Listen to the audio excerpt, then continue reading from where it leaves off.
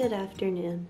Good evening. I've got my comfy lamp on, so ignore the weird lighting things. I feel like you and I are overdue for a chat, and I feel like I've been putting off this chat for as long as I could. I also feel like this chat might be better served with me sitting up. I'll sit up because I feel like my thoughts can be a little more together if I'm sat up. I had on my to-do list today to finally make out our Christmas cards that we spent so much time and effort making for this year, and I genuinely was excited to have those Christmas cards. So I feel like it's a complete shame that as of the 21st of December that they're not made out and not one is mailed. And I know I've definitely alluded to this in another vlog where I was trying to, ship off packages and things like that, but I have had a really hard time this holiday season. Sometimes I can hold it together, and then sometimes I just can't when I talk about this. And honestly, it's not gonna come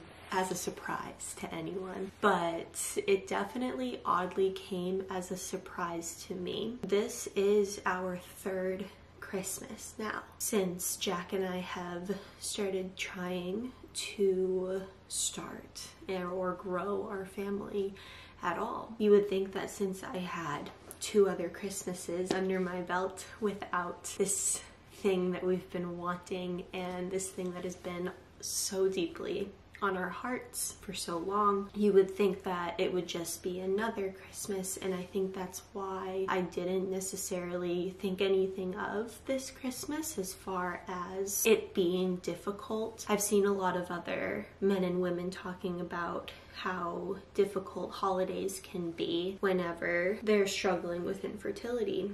And I felt so fortunate the past 2 Christmases. I mean, yes, definitely last Christmas was pretty difficult only because of the time frame of everything and not because of the holiday.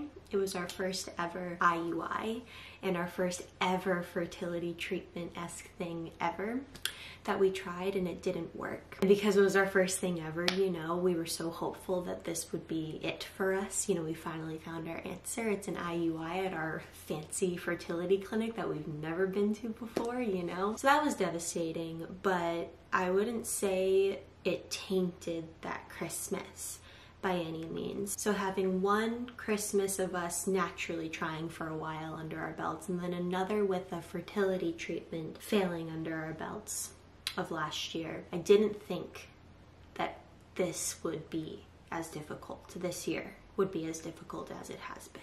But I have found that all of the Christmas things that would normally make me so excited, especially since I am a lover of Christmas. Like, there are people who love Christmas, and then there are people who love Christmas, and I've always been that person who loves Christmas. Like, I used to, the week leading up to Christmas break, whether it was in college or in my professional work years and all of that stuff, I would slowly but surely add more Christmas colors into my outfits until I looked like a freaking walking Christmas tree by the end of it. Like, that level of Christmas. And sending Christmas cards or taking Christmas pictures or picking out the perfect gifts to send our loved ones who are far away from us. Like, all of these things were always so exciting for me. And this year, I just felt it was different. There was something different in the air, and I thought that Christmas this year was going to be needed more than ever because of the really tough stuff that we've recently been dealing with in our fertility journey. I thought that Christmas was going to be really needed, to lift my spirits. And that if I was going to go through hard stuff, at least it's around Christmas time, because that would help. But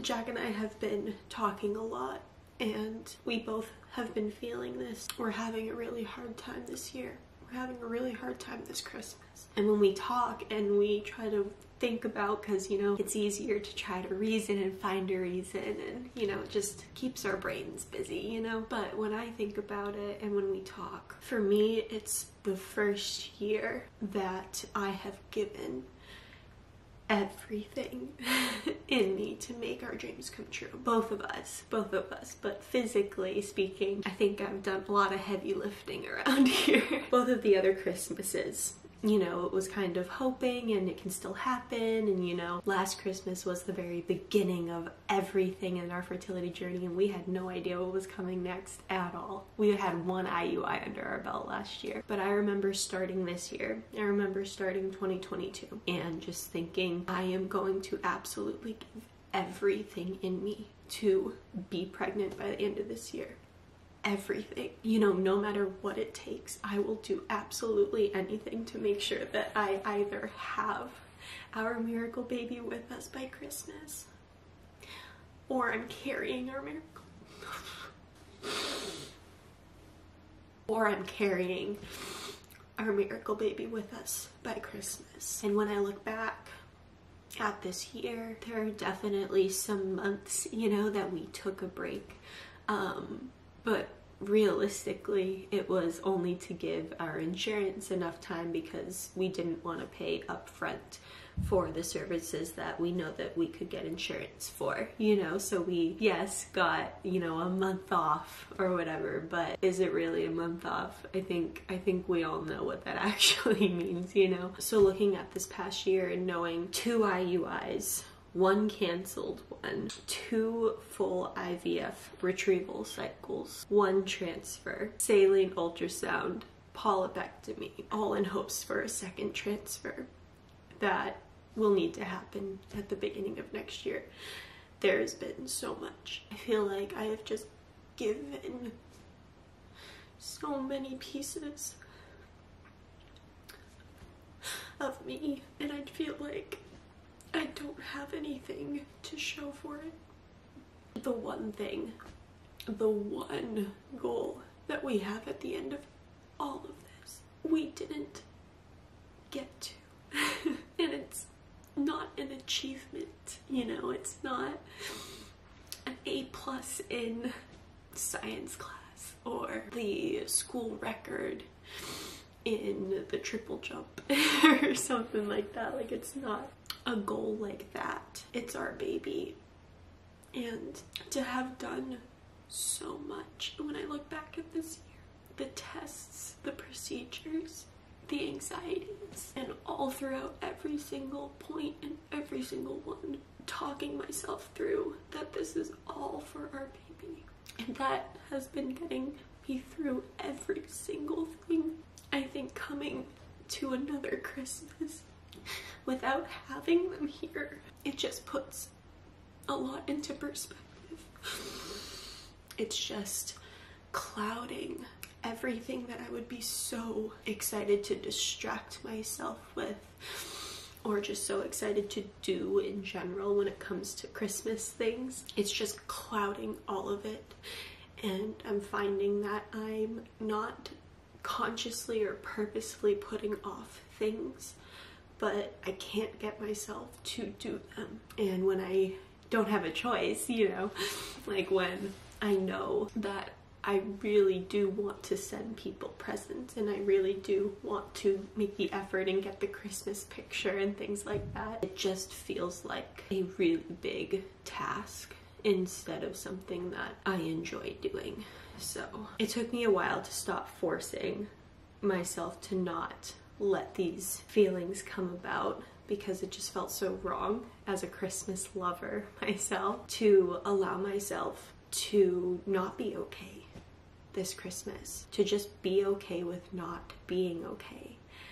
The other thing is, it just seems like Jack was actually totally okay, you know. He was a little less enthusiastic about certain things and stuff like that, but he seemed to be doing, you know, totally fine, and I chalked it up to him not needing to have a procedure done soon versus me having to have the procedure done. Him also not really having a lot of anxiety about certain things, and me having a lot of anxiety about certain things. But the other day, he opened up a little bit and we realized that we had both been struggling a lot. And to see him finally open up and talk about it allowed me to do so as well. I know our relationship is really strong and I know that we love each other very much, but sometimes I think we both don't want to impact the other person and let them know how much we are hurting, because we don't want to like bring that other person down. But realizing that by leaning on each other in times that are really hard is actually really strengthening, and it brings us so much closer together, is really important.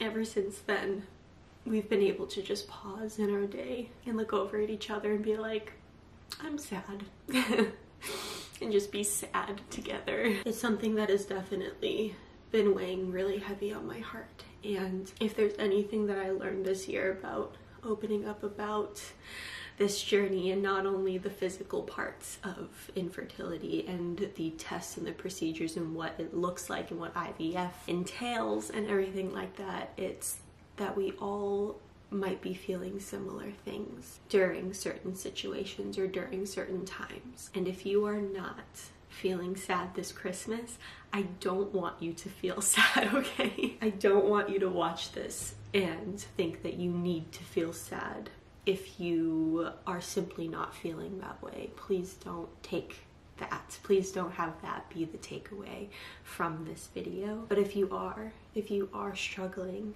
this season more than others, or if Christmas has always been difficult for you during your trying to conceive an infertility journey, I just felt like this might comfort someone. And that's something that has really helped, to know that some of my videos comfort people in their times of need as well. So on the flip side, if you have been feeling this season, I would love to know. It makes me sad that other people might be struggling like this out there too, but there's a weird comfort in knowing that other people feel what you feel as well through their own experience. So.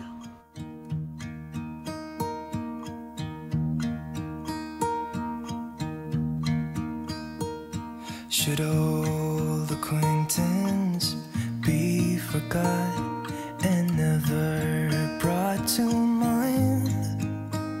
Should old acquaintance be forgot and days of old lang syne? For old lang syne, my dear, for old lang syne, we'll talk a cup of kindness yet, for days of old lang syne.